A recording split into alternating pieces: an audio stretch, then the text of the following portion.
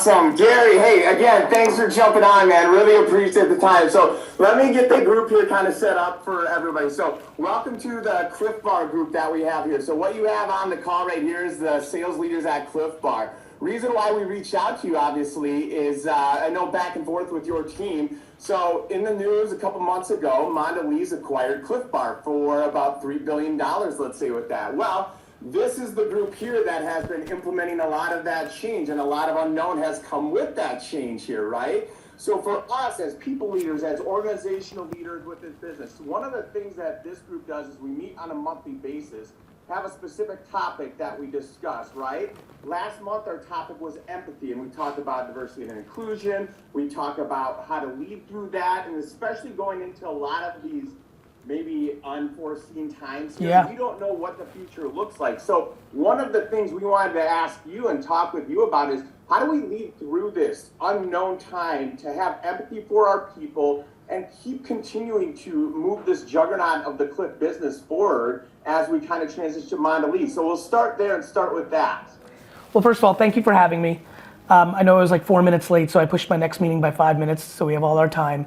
Really nice to be with all of you. I'm using the chat, so please use the chat too. I put my LinkedIn there if I can be a help for your cousin or your aunt or yourself, like there's that. To answer your question, I think, I put out a book recently and I talked about the concept of kind candor. And I spoke how candor, ironically, GaryVee, the content producer, incredibly candorous. Some of you maybe have seen my videos. Gary Vaynerchuk, the operator, struggled with candor because I demonized it as something that scared people. And I really struggled with it for about 20 years. But then I rebranded it to myself, and now I call it kind candor because I realized the shortcomings of it. When people don't know where they stand, they actually are more scared. I used to not be as candorous because I would take on all the pressure, and I didn't want people to be scared because I got it. A little bit of a superhero syndrome, right? Because that's how I did it for my family business and everything I've ever done. But what I realized is, when a business has to make tough decisions and it comes out of dead left field, it actually could be extremely detrimental. And so alluding to what you're saying right now, look, I think all of us are very aware that it may be challenging next year. Like we may actually be in the biggest era of layoffs that we've seen since 2008. That is in play. It may not happen, who knows, but it's definitely in play. And I know it's in the air, and who knows what it means for bonuses and all that. And integrating on that kind of M&A deal, I have a lot of empathy for that, Jim. That makes a lot of sense. Duplication, blah, blah, blah. Even if things were great, that's a time of changing, a lot of integration issues. I really do believe kind candor is the best thing you can do, which is speak truth, but come from incredible levels of compassion, and speak to things you actually control. So I think a thing that big executives, senior executives, leaders make a mistake of is they want to say that we're gonna be people first and we're gonna do the best we can, but they don't have the full control. And they put themselves in precarious spots if that's true, right? And so- Very well said, Gary, with that. And I think one of the things with that, where do you jump in and know like, hey, what's in my control? Because, as a leader too, right? You wanna protect your people, you wanna make sure that you're trying to deflect anything that they might not. So let me tell you something that I do that is insane. Yeah. That you all will have a better way of doing than I do it, and I still do it. Check this one out. I have no board.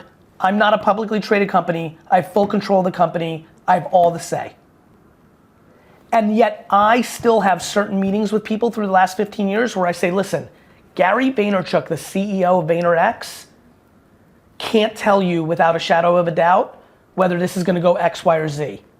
Cannot, even though I have all control, right? Because the economy may collapse and we may lose our 7 biggest clients in 24 hours and I may need to save the company and do a layoff.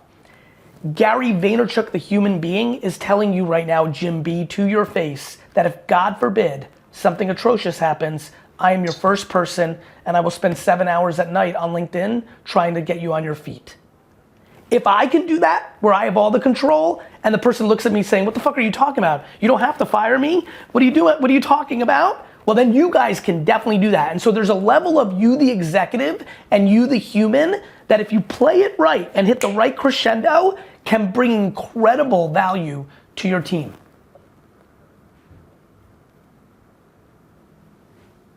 It's incredibly nuanced, and I don't even recommend it for everyone because you may not want the emotional burden, but it is a for instance of doing something slightly different than the norms of the way people do business. If you're willing to deliver on that. The reason it works for me is when I say it, which always pisses me off when I say it because then I know I have a double burden, I do it. We definitely appreciate that, Gary. Let me ask this. And you know what that's, by the way, team, there's such a small group here, you know what that combo's relegated to? The person you really bleed for. You can't do that for everybody, but there might be one or two people that you really, really have something with, and like you really mean it, and if you're gonna do it, really brings them a lot of peace of mind and eliminates fear during a time of uncertainty. For sure, and I think that's great. I think that's the piece, right? With uncertainty, there comes fear, but there can also be a lot of really good things that come out of that, and that's what we try to articulate a little bit with the message too, is that there's a lot of good that's, coming forward here, right? We just don't know what that looks like. So to that point too, with all the unknown that Josh, I love you. I'm sorry to interrupt you, Jim. I just have to kiss Josh's red beard. This is the question. The reason I created Kind Candor is I have absolutely watched the world use radical candor as an opportunity to not be nice. The end. Radical candor has given permission to people who do not have emotional intelligence or compassion a free hall pass to be borderline nasty at worst and indifferent at best. Kind Candor sets the tone real fast. I was stunned how quickly my organization got good at it. Even the people that I feel are not compassionate or sympathetic and are not emotional intelligence leaders, even they got good at it. They went from F's to C's, and all the C's went to A minuses, and the whole company changed. It's amazing what one word can do. Well said. Right, just think about it. Even think about the concept of radical candor versus kind candor. It just feels different when you even say it. So that's how I see it different, Josh. That's how it's played out for us. Yeah, great question. Gary, one of the things with Clif Bar too, and one of the things that in the CPG world, what we're known for is the culture that Clif Bar's created, right? It comes with the people, it comes with what's I'm very aware. Headquarters. I'm aware. Everything. How do we keep that as we go into a big conglomerate like Mondelez? By speaking truth. If it's true that Mondelez is fully like, you know what you're doing, we're not talking to you, do your thing, kick the EBITDA, have a nice day, well then you say that's true. If it's not true, you can't. You can say, look, something's changed with a deal like this, but we are obsessed with maintaining the best of what we've had to the best of our ability in perpetuity. And that might be 87%. And then you say things that are true, like, hey, by the way, we may think it's 87% of our old 100%. For a lot of you that work here, that change in 13% might be something you like better than the way we did it. You might like we're a little bit more fiscally this, or a little bit more culture this, or corporate this. So you just speak to truth. The number one thing that people struggle with is bullshit. You know that. Hey, nothing's gonna change. And then like 4 months later, there's like posters for the first time ever put up in the walls of the company saying, we do it for like some bullshit corporate jargon. Like, see, that changed. Yeah, Josh, I'll be honest with you, bro. I can tell you my entire career is what you just said in the chat. All my shortcomings were being too kind and not having candor. Mine was the reverse. I needed the candor part, not the kind part. I didn't care about money enough. I still don't. I just like playing entrepreneur more. So like, is that a self-awareness thing? It's a huge self-awareness thing. Yeah, but it's a huge self-awareness thing, and I had to see what was not working in my personal and professional life, and like decided that I want the next 40 years to be better than my last 40 years, professionally. I started working at 6, I'd say, because I did lemonade. So, yeah.